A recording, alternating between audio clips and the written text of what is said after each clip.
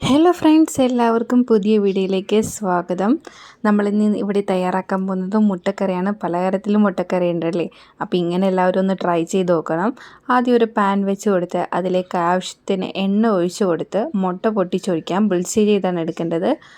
രണ്ട് സൈഡും നന്നായിട്ട് മൊരിയിച്ചെടുത്ത് അതിൻ്റെ മുകളിലേക്ക് കുറച്ച് ചില്ലി ഫ്ലേക്സും ഇട്ട് കൊടുത്ത് നന്നായിട്ട് മൊരിയിച്ചെടുക്കാം.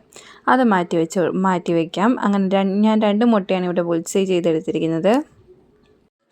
ആ പാനിലേക്ക് തന്നെ ആവശ്യത്തിന് എണ്ണ ഒഴിച്ച് കൊടുത്ത് കുറച്ച് കടുക് ഇട്ട് കൊടുത്ത് നന്നായിട്ട് പൊട്ടട്ടെ. അതിലേക്ക് നമുക്ക് അരിഞ്ഞു വെച്ചിരിക്കുന്ന വറ്റൽമുളകും കറിവേപ്പിലയും ഇട്ട് കൊടുത്ത് നന്നായിട്ട് മൂപ്പിച്ചെടുക്കാം. അതിലേക്ക് ചെറുതായി നേരിയതായിട്ട് അരിഞ്ഞു വെച്ചിരിക്കുന്ന സവാളയും തക്കാളിയും പച്ചമുളകും എല്ലാം ഇട്ട് കൊടുത്ത് നന്നായിട്ട് വഴറ്റിയെടുക്കാം.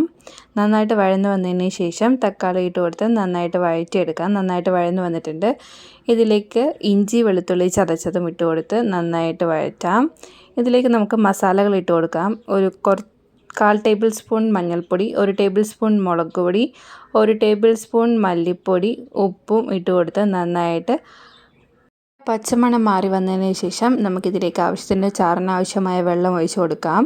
വെള്ളം ഒഴിച്ച് കൊടുത്ത് നന്നായിട്ട് തിളച്ച് നല്ല പറ്റി വരുമ്പോഴേക്കും നമുക്ക് ഈ മുട്ട ഇട്ട് കൊടുത്ത് അങ്ങനെ നമ്മുടെ ഇന്നത്തെ മുട്ടക്കറി ഇവിടെ തയ്യാറാണ്. അപ്പോൾ എല്ലാവരും ട്രൈ ചെയ്ത് നോക്കണം. നല്ല ടേസ്റ്റാണ്.